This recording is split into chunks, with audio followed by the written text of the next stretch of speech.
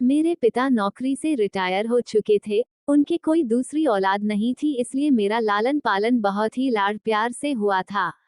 पढ़ाई लिखाई में भी मैं होशियार थी। डांस सीखने का भी मुझे शौक था। मैं कद काठी की अच्छी और रूप रंग में भी खूबसूरत थी। एक बार शहर में डांस का कंपटीशन था। मैंने भी उसमें हिस्सा लिया और मैं उसे जीत गई। सब लोग मुझे बधाई दे रहे थे। उसी समय जय मेरे पास आया और बधाई देते हुए कहने लगा, मिस प्रिया, मैं मुंबई से आया हूँ। अगर आप फिल्मों में काम करना चाहे तो यह रहा मेरा कार्ड। मैं यहीं एक होटल में ठहरा हूँ। मेरे मन में फिल्मी हीरोइन बनने के ख्वाब पहले से ही करवट ले रहे थे। मैंने सोचा भी ना था कि फिल्मों में जाने का मौका मुझे इतनी जल्दी मिल जाएगा। मैं रात भर जय का कार्ड लेकर सोई। अगले दिन दोपहर होते होते ही मैं उस होटल पहुंच गई। क्या लेंगी, ठंडा या गर्म? जय ने पूछा। ठंडा लूंगी, मैंने कहा। जय ने वेटर को ठंडा लाने का ऑर्डर दिया। इस बीच उसने मुझको कई एंगल से देखा। जय ने मेरी आंखों में देखते हुए कहा, मिस प्रिया, मैं यहाँ फिल्मों के लिए नए चेहरे की तलाश में आया हूँ। मुश्किल यह है कि मैं जहाँ भी जाता हूँ वहाँ नए चेहरों की भीड़ लग जाती है। मैं हर किसी को तो हीरोइन बना नहीं सकता। जिसमें टैलेंट होगा वही तो फिल्मों में आ सकेगी। मेरे बारे में आपकी क्या राय है? मैंने शर्माते हुए जय से पूछा। जय ने कहा, तुम्हारा गोरा भूरा भरा हुआ बदन है, फिगर अच्छा है, तुम्हारे मुस्कुराने पर गालों में जो यह गड्ढे बनते हैं वे भी लाजवाब है। डांस में तो तुम होशियार हो ही। रही एक्टिंग की बात तो एक्टिंग ट्रेनिंग ज्वाइन करवा दूंगा। जय को लगा कि चिड़िया फंस रही है। उसने मेरी ओर देखते हुए फिर कहा, मिस प्रिया, मुझे पर भरोसा रखो। मैं आज रात को मुंबई जा रहा हूँ। 2 दिन बाद मेरे इस पते पर आ जाना। साथ में कोई ज्यादा सामान लाने की जरूरत नहीं है। वहां मैं सारा इंतजाम कर दूंगा। अभी अपने घर परिवार या फिर यार दोस्तों को भी मत बताना। मेरे ऊपर जय की बातों का जादू की तरह असर हुआ। मैं अभी से अपने आप को फिल्मी हीरोइन समझने लगी थी। मैंने मन ही मन तय किया कि मैं मुंबई जरूर जाऊंगी। रही माँ बाप की बात, तो ढेर सारी दौलत आने के बाद सब ठीक हो जाएगा। आज जय को गए तीसरा दिन था। मैंने चुपचाप मुंबई जाने की तैयारी कर ली। स्टेशन पर पहुंचते ही मैंने जय को फोन कर दिया कि मैं सुबह की गाड़ी से मुंबई आ रही हूँ। जय ने मुझे स्टेशन पर मिलने के लिए कहा। मैं पहली बार मुंबई आई थी। स्टेशन पर उतरते ही मुझे जय मिल गया। स्टेशन के बाहर निकलते ही जय ने मुझको कार में बैठाया और कार तेजी से चल दी। जय मुझको एक आलीशान बंगले में ले गया। मेरी आंखें भी उस बंगले को देखकर चौंक गई। जय ने कहा, मिस प्रिया, आप थकी हुई हैं, नहा धोकर आराम कर लीजिए, मैं शाम को आऊंगा। शाम को 8 बजे से पहले ही जय आ गया। उसने मुझको बड़े ध्यान से देखा और बोला, मिस प्रिया, वैसे तो सब ठीक है, पर तुम्हें यहाँ कुछ खास लोगों से मिलना होगा। पहनने को कुछ बढ़िया कपड़े भी चाहिए। वैसे मैं खरीदारी करवा दूंगा। आज एक खास आदमी से तुम्हारी मुलाकात करानी है। Mister Rajiv Agarwal film industry की जानी मानी हस्तियों में से एक हैं। वे दर्जनों फिल्में बना चुके हैं। बहुत ही कामयाब फिल्मकार हैं। जय ने प्रिया को गाड़ी में बैठाया और थोड़ी ही देर में हम समुद्र किनारे बने होटल में जा पहुंचे। राजीव अग्रवाल वहां पहले से मौजूद था। जय ने मेरा परिचय कराया। राजीव मुझको देखकर बहुत खुश हुआ। एक अनछुई कली उसे मिलने वाली थी। राजीव ने जय से कहा, क्या लेंगे, ठंडा या गर्म? जय ने कहा, कल की होने वाली हीरोइन हमारे सामने है, आज तो कुछ यादगार पार्टी हो जाए। आज का मीनू मिस प्रिया की पसंद का होगा। मैंने केवल ठंडा पीने की हामी भरी। ठीक है, आज हम भी मिस प्रिया की पसंद का ही ड्रिंक लेंगे। राजीव ने वेटर को ठंडा सॉफ्ट ड्रिंक लाने का ऑर्डर दिया। थोड़ी ही देर में वेटर ने टेबल पर ड्रिंक सजा दिया। जय ने गिलास में ड्रिंक डालते हुए कहा, मिस प्रिया, यह फिल्मी दुनिया है, यहाँ कुछ दिखावा करना पड़ता है।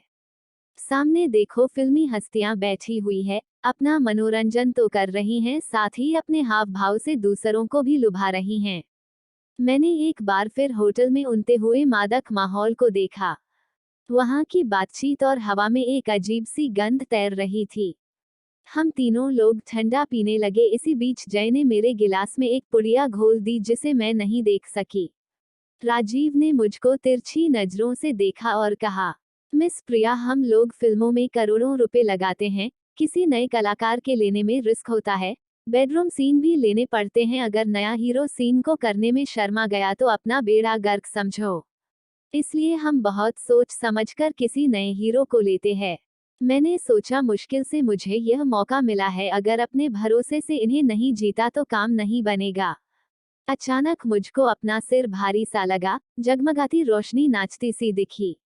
मैंने जैसे कहा मेरा सिर चकरा रहा है, मुझे नींद सी आ रही है, मैं अब बैठी नहीं रह सकूंगी। जय ने राजीव की ओर देखा और कहा चलो हम लोग चलते हैं, कल स्क्रिप्ट पर चर्चा करेंगे। जय ने मुझको सहारा दिया और होटल के बाहर खड़ी कार तक लाया। मुझ पर पुड़िया का पूरा असर हो गया था। मुझको साथ लेकर जय राजीव के साथ बैठ गया। वे गाड़ी को सीधे एक कोठी पर ले गए।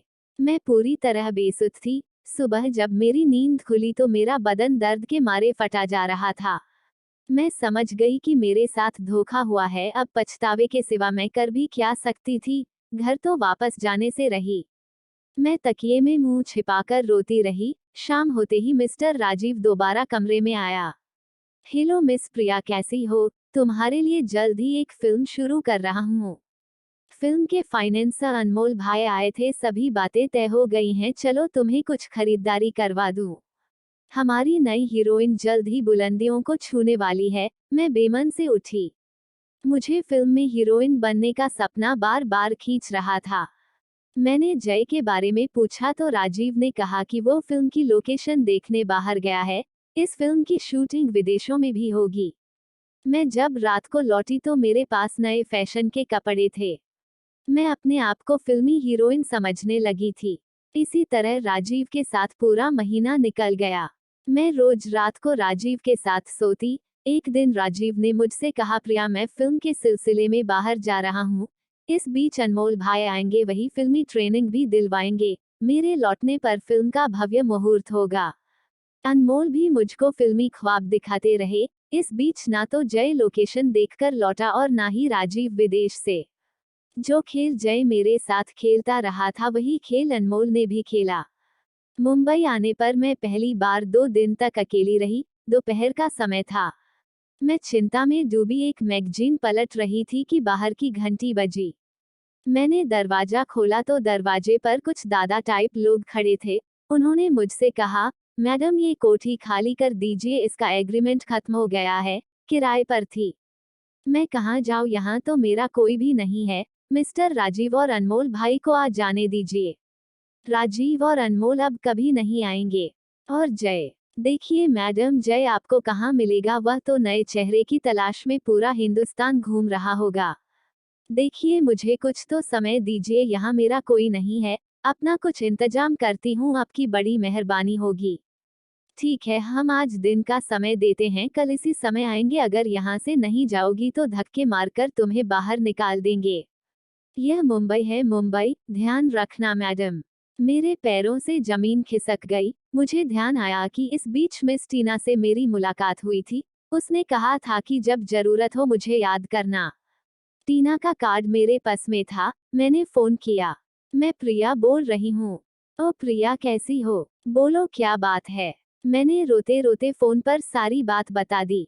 टीना ने कहा, मैं जानती थी कि एक दिन तुम्हारे साथ भी वही होगा जो मेरे साथ हुआ था। यह अच्छे भले घर की लड़कियों को फिल्मी दुनिया के ख्वाब दिखाते हैं। तुम्हारी तरह मैं भी इनके चुंगल में फंस गई थी। हीरोइन तो नहीं बन सकी लेकिन कॉल गर्ल जरूर बन गई। मैंने जय के साथ तुम्हें पहले दिन ही देखा था। मुझे भी यही जय का बच्चा हीरोइन बनाने के लिए लाया था। अब मैं घर की रही ना घाट की। तू ऐसा कर, मेरे पास आजा और मेरी रूम पार्टनर बन जा। शाम को मुझे कहीं निकलना है, फोन पर फोन आते हैं, समझ गई ना? फिल्मी सेटिंग पर चलना है। मेरी और तुम्हारी जैसी ना जाने कितनी ही लड़कियां इस माया नगरी में आ गई और कितनी ही आने वाली हैं। यह सिलसिला कब रोकेगा कहा नहीं जा सकता। आज भी जय जैसे कई दलाल फिल्मी हीरोइन बनाने के लिए नए चेहरों की तलाश में है। मैं मन ही मन अपने आप को कोस रही थी। तो दोस्तों, आपको यह कहानी यहीं पर खत्म होती है। आपको कहानी कैसी लगी हमें कमेंट जरूर करें।